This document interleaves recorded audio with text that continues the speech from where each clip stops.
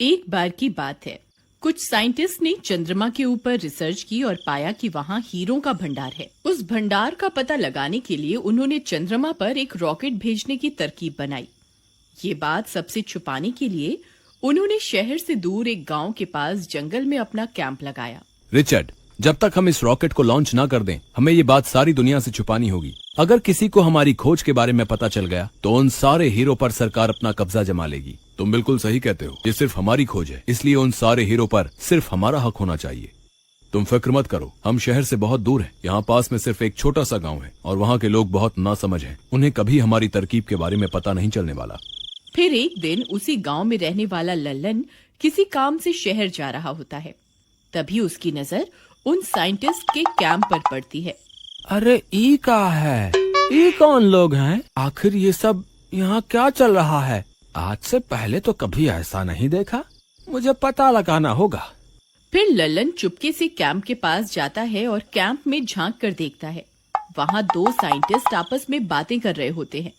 लल्लन ध्यान से उनकी बातें सुनने लगता है। भाई, अगर हमने चंद्रमा पर ये रॉकेट पहुंचा दिया तो ये वहाँ हीरो के भंडार के बारे में सही सही पता लगा लेगा। फिर हम अरबों के मालिक बन जाएंगे। तुम सही कहते हो डॉक्टर कुमार, हमारी मेहनत जरूर रंग लाएगी। बस इस खुफिया मिशन के बारे में किसी को पता नहीं चलना चाहिए। अरे दैया रे दैया, ये लोग तो करोड़ों अरबों की बात कर रहे हैं।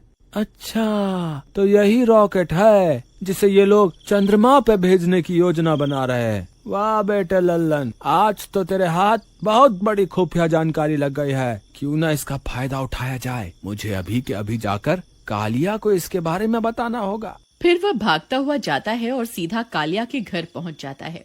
कालिया भाई, आज मुझे जो जानकारी मिली है तुम उसका यकीन नहीं करोगे। क्यों भाई, ऐसा कौन सा खजाना तुम्हारे हाथ लग गया है? भाई, जंगल के रास्ते से गुजर रहा था, तभी मैंने जंगल में एक कैंप लगा हुआ देखा। जब मैंने वहाँ पहुंचकर उनकी बातें सुनी तो भाई मैं तो दंग रह गया। वो लोग चंद्रमा पे रॉकेट भेजने की बात कर रहे थे। वो लोग कह रहे थे कि वहाँ हीरो का भंडार है जिसकी कीमत अरबों में है। लल्लन भाई, तुमने कोई नशा तो नहीं कर रखा ना? आज ये कैसी बहकी बातें कर रहे हो? भाई, मुझे पहले ही पता था तुम मेरी बात पे विश्वास नहीं करोगे। एक काम करो, तुम खुद मेरे साथ चल कर देख लो कि आखिर वहाँ चल क्या रहा है। फिर लल्लन और कालिया फिर से जंगल में बने खुफिया कैंप के पास पहुंच जाते हैं। देख भाई कालिया, अब तो विश्वास हो गया तुम्हें। ये वही कैंप है जहाँ वो साइंटिस्ट रहते हैं। और वो देखो, ये वही रॉकेट है जिसे ये लोग चांद पर भेजने के चक्कर में है। चलो मेरे साथ, चलो, मैं तुम्हें इनकी बातें सुनाता हूँ। हम अब और इंतजार नहीं कर सकते। आज रात को ही इस रॉकेट को चंद्रमा पर भेजना होगा। अगर हमने और इंतजार किया तो हो सकता है हमारी हीरो की खोज के बारे में सबको पता चल जाए। हमारा अरबों का नुकसान हो जाएगा। कालिया ये सारी बातें सुनकर दंग रह जाता है। क्यों भाई कालिया, अब तो तुमने अपने कानों से सुन लिया ना, ये लोग क्या करने वाले हैं? लल्लन भाई, वो लोग तो अरबों के हीरो की बात कर रहे हैं। हाँ भाई, यही सही मौका है जिंदगी में कुछ कर दिखाने का। तुम कहना क्या चाहते हो भाई? क्या ये बात हम सरकार को जाके बता दें? अरे नहीं नहीं मूर्ख, सारे किए कराए पे पानी फेरना चाहता है क्या? मेरे पास एक तरकीब है। क्यों ना हम चुपके से उस रॉकेट में जाकर बैठ जाए, जिससे हम भी रॉकेट के साथ साथ चांद पर पहुंच जाएंगे। फिर वहां पहुंचकर सारे हीरो को समेट लेंगे और वापस चुपके से उस रॉकेट में जाकर बैठ जाएंगे और उसी रॉकेट से वापस धरती पे आ जाएंगे। किसी को कुछ पता नहीं चलेगा।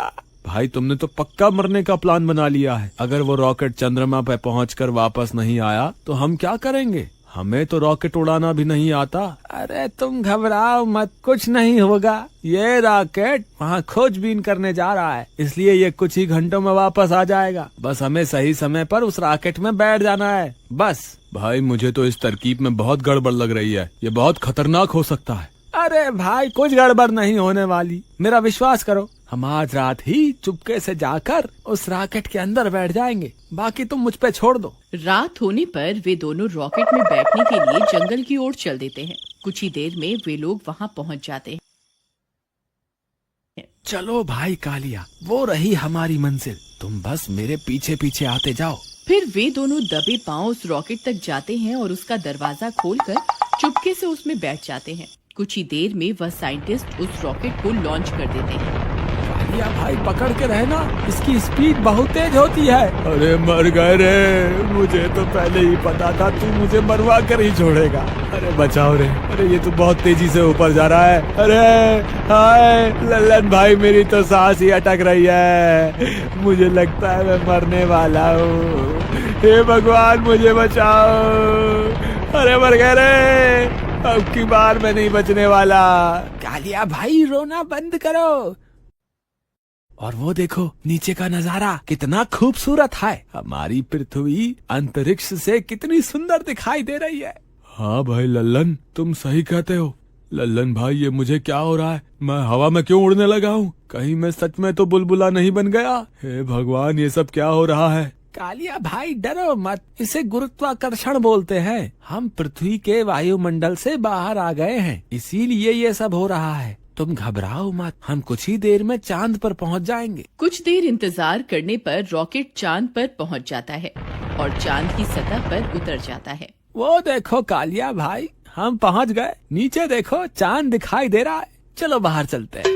बाहर चलते हैं मूर्ख, ये हमारी पृथ्वी नहीं है जो यूं ही सैर सपाटे पर निकल जाएंगे। चांद पर ऑक्सीजन नहीं होती, स्कूल में नहीं पढ़ा क्या? ओहो कालिया भाई, ये तो मैं भूल ही गया था। वो देखो वहाँ 2 हेलमेट पड़े हुए हैं, अगर हम वो पहन लें तो हमें ऑक्सीजन मिल जाएगी। फिर वे दोनों वो हेलमेट पहन लेते हैं और रॉकेट का दरवाजा खोलकर बाहर निकल जाते हैं। अरे वाह वाह कालिया भाई, हमने कर दिखाया, आखिरकार हम चांद पर पहुंच ही गए। अरे लल्लन भाई वो देखो, वो साइंटिस्ट की बात तो सच साबित हुई। वहाँ देखो, वहाँ तो हीरो का भंडार लगा हुआ है। चलो जल्दी से हीरे समेटकर वापस रॉकेट में बैठ जाते हैं। वे दोनों भाग कर जाते हैं और सारे हीरों को एक थैले में भरने लगते हैं। अरे वाह वाह, मैं तो अरबपति बन गया, आज तो मजा ही आ गया। तभी चंद्रमा की मिट्टी में से डरावनी डरावनी आवाजें आने लगती हैं। अरे लल्लन भाई, ये आवाजें तो कुछ जानी पहचानी सी लगती हैं। तभी एक चुड़ैल मिट्टी के ढेर में से बाहर निकल आती है। अरे मर गए रे, ये तो चुड़ैल है, इसने तो चंद्रमा पर भी हमारा पीछा नहीं छोड़ा। अरे मर गए रे, अरे भागो रे भागो, अपनी जान बचा के भागो। अरे कालिया भाई मेरे लिए रुको। अरे मर गए रे, ये चुड़ैल यहाँ कहाँ से आ गई? अरे साइंटिस्ट हो, तुम्हारा नाश मीटे, तुम्हें इतने छोटे छोटे हीरे दिखाई दे गए, लेकिन इतनी बड़ी चुड़ैल क्यों नहीं दिखी? फिर वे सारे हीरों को वहीं छोड़कर वहाँ से भाग जाते हैं और वापस रॉकेट में चढ़ जाते हैं। अरे लल्लन भाई जल्दी से दरवाजा बंद कर लो, कहीं ये चुड़ैल अंदर न आ जाए। अरे मर गए रे, हे भगवान हमारी रक्षा करो। यहाँ तो आप जल्दी सुन लोगे, हम तो आपके कितने नजदीक आ गए हैं, अब तो हमारी मदद के लिए आ जाओ। अरे मर गए रे, मैंने तो पहले ही कहा था ये बहुत खतरनाक तरकीब है, लेकिन तुम्हें हीरो का लालच खाया जा रहा था। कालिया भाई मुझे क्या पता था ये चुड़ैल चंद्रमा पर भी हमारा पीछा नहीं छोड़ेगी। अब तुम घबराओ मत, ये चुड़ैल रॉकेट के अंदर नहीं आ सकती, बस कुछ ही देर में ये रॉकेट उड़ जाएगा और हम वापस अपनी धरती पर पहुंच जाएंगे। थोड़ी देर इंतजार करने के बाद वह रॉकेट चंद्रमा से उड़ जाता है और वापस धरती की ओर बढ़ने लगता है। अरे वो देखो कालिया भाई, हम बच गए, बस थोड़ी देर में ये रॉकेट वापस धरती पर पहुंच जाएगा। हे भगवान तेरा लाख लाख शुक्र है। थोड़ी ही देर में वे लोग वापस धरती पर पहुंच जाते हैं। फिर जैसे ही वे लोग रॉकेट से बाहर आते हैं, वे साइंटिस्ट उन्हें पकड़ लेते हैं। भाई साहब हमें माफ कर दो, हम गलती से आपके रॉकेट में बैठ गए थे, हमें लगा ये एक झूला है, लेकिन ये तो हमें उड़ाकर चंद्रमा पे ले गया। साइंटिस्ट भाई, वहाँ हमें बहुत सारे हीरो का भंडार मिला। साइंटिस्ट ये सुनकर खुश हो जाते हैं। देखा डॉक्टर कुमार, मैंने आपसे कहा था ना, चंद्रमा पर हीरो का भंडार छुपा हुआ है। भाई कालिया, अपनी अम्मा के बारे में भी तो बताओ, जो हमें वहाँ मिली थी, जिससे हम अपनी जान बचा कर आए हैं। तुम किसकी बात कर रहे हो? तुम्हें चांद पर कौन मिला था? साइंटिस्ट भाई, जैसे ही हम चांद पे उतरे, हम दोनों वहाँ हीरो का भंडार देखकर बहुत खुश थे, लेकिन तभी अचानक से एक चुड़ैल वहाँ आ गई। वो जरूर उन हीरो की रखवाली कर रही है, उसकी वजह से हम एक भी हीरा अपने साथ नहीं ला पाए, बस किसी तरह अपनी जान बचा के वहाँ से भाग आए। वो कोई चुड़ैल नहीं बल्कि कोई एलियन होगा। पता नहीं साइंटिस्ट भाई, हमें तो बस इतना पता है कि हम आज बाल बाल बच गए। अब तुम्हें हमारा एक काम करना होगा, तुम्हें फिर से चांद पर जाना होगा और वो हीरे वहाँ से लेने होंगे। तेरा नाश मीटे साइंटिस्ट, हमें फिर से मौत के मुंह में धकेल रहा है। मैं कहीं नहीं